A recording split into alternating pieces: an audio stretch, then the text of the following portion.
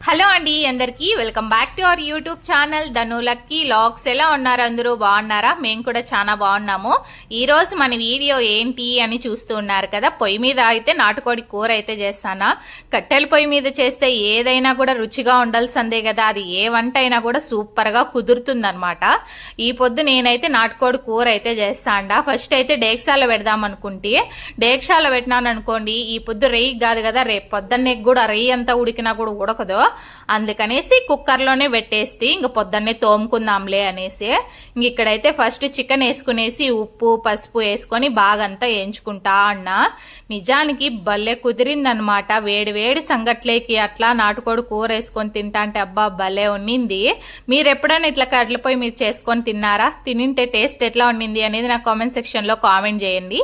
ఇంక ఇక్కడ అదంతా బాగా ఫ్రై అయినాక కొంచెము టమోటా ఎర్రగడ్డ అన్ని వేసి అవి కూడా బాగా ఫ్రై అయితే చేసుకుంటాను. ఇప్పటికీ మేము చికెన్ తిని 2 months అయిపోయింది. ఇంకా ఉగాది పండుగ అయిపోయింది కదా, ఇంకా ఫుల్ గా లాగిచ్చేస్తాము. ఇంకా ఒక మండే సాటర్డే ఫ్రైడే తప్ప ఇంకా రోజు చికెనే ఉంటుంది. అట్లని చెప్పి ఎండాకాలం ఫుల్ గా చికెన్ తిన్నామనుకోండి ఎత్తుకొని పోయి హాస్పిటల్లో వేయాల్సిందే మన వాళ్ళని. ఇంక ఇక్కడైతే ఉప్పు అన్ని వేసుకుంటాను. ఉప్పు కాదు, కారము.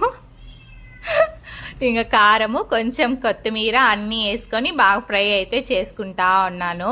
నిజానికి నాకు మామూలు కోడి కన్నా నాటుకోడి కొంచెం తిన్నా కూడా టేస్ట్ అనేది బాగా అనిపిస్తుంది. నాకు చాలా ఇష్టం అనమాట.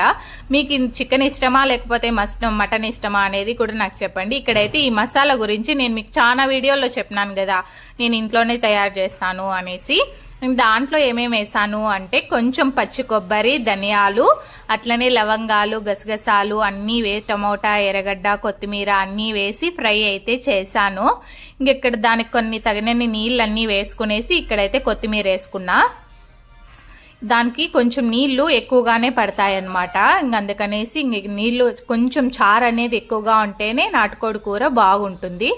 ఇక్కడ ఇది 10 విజిల్లో 12 విజిల్లు పెట్టానమాట. అప్పటికి కూడా కొంచెం కొంచెంగానే ఉడికింది. మళ్ళీ 4 విజిల్లు పెట్టాను. మొత్తం 15 విజిల్లు పెట్టానమాట.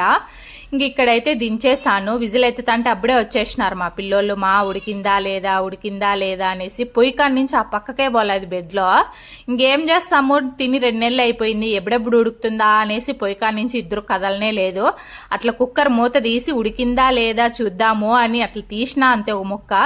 మేం చూస్తాము అండ్రి అని సరేలే అనేసి చెరవు ముక్క అయితే ఇచ్చి ఉడికిపోయింది, సూపర్ గా ఉంది తినేద్దాము అనేసి అంటారు. సరేలే నాన్న తిందాం పదండి అనేసి ఇంకా బయటే మంచిగా వెన్నెల్లో సాప్ వేసుకొని బాగా చల్లగాలికైతే కూర్చొని అందరం కలిసి తిన్నామన్నమాట. ఇక్కడైతే అన్నం కూడా చేసిన. పిల్లలు సంగట్లు అంత బాగా తినరనమాట. అందుకనేసి వాళ్ళ కోసం అన్నం చేసి ఇంకా మా కోసం అయితే ఉడుకుడుగ్గా సంగటి చేసుకుంటుమి. ఉడుకుడుకు సంగట్లోకి నాటుకోడి కూర వేసుకొని తింటా అంటే నిజంగా భలే ఉన్నింది. మీరు ఎప్పుడైనా ఇట్లా ట్రై చేస్తే నాకు కూడా కామెంట్ చేయండి మీకు ఎట్లా వచ్చింది అనేది. ఇంకా ఎర్రగడ్డ లేకపోతే ఇంకా ఎర్రగడ్డ లేనిదే మనకు నాన్ వెజ్ అసలు తిన్నట్టే ఉండదు కదా. ఇక్కడైతే బయట సాప్ వేసుకునేసి అందరం కూర్చొని తింటూ ఉన్నాము. ఇట్లా అందరం కలిసి సాప్ వేసుకొని బయట కూర్చొని తింటే ఆ హ్యాపీనెస్సే వేరు కదా. మీకు కనుక వీడియో నచ్చితే ఒక లైక్